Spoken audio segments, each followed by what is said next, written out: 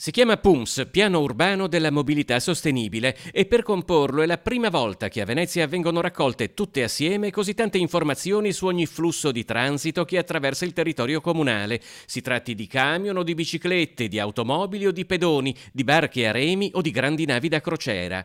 Un'imponente mole di informazioni raccolte sul campo, a cui sono stati affiancati da un lato 3.600 questionari per avere il punto di vista dei cittadini, dall'altro i tavoli tematici con gli stakeholder, ed ecco comparire aree di criticità e relativi progetti di miglioramento della mobilità. Se dovessimo trovare un denominatore comune tra gli interventi che dovranno essere fatti, è quello di sgravare alcuni punti che in questo momento sono sovraccarichi. Ovviamente il primo punto è quello legato a Piazzale Roma, d'accordo, e quindi tutta una serie di terminal attorno alla città per sgravare l'afflusso su Piazzale Roma. Ma alcuni elementi fondanti, qual è ovviamente il terminal Montiron, che va a consentire per esempio a tutti gli abitanti di Burano di raggiungere velocemente la terraferma e viceversa, quindi sgravare ovviamente l'arrivo su Piazzale Roma. Stessa cosa utilizzare Fusina per raggiungere ovviamente Lido e Pellestrina, togliendo ovviamente aggravio su quello che è oggi Piazzale Roma.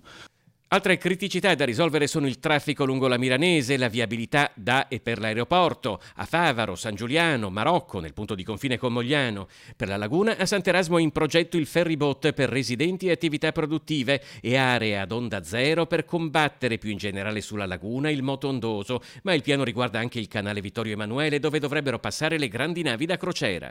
C'è che la necessità di sgravare il traffico urbano dalla tangenziale, cioè offrire un'alternativa. Su questo ci sono alcuni temi. Uno dei temi è oggi ci auguriamo tutti che verrà inaugurato il bypass di Campalto in febbraio 2020, ma uno dei temi futuri è il bypass di Tessera, perché potrebbe in teoria anche saltare l'elemento tangenziale e non ci possiamo solo difendere dal nodo passante, ma dobbiamo anche realizzare un anello a sud. Il documento preliminare parte ora per la Regione. Una volta rientrato in comune comincerà una fase che dovrà sfociare nelle varie progettualità che coinvolgeranno quasi tutto il territorio comunale.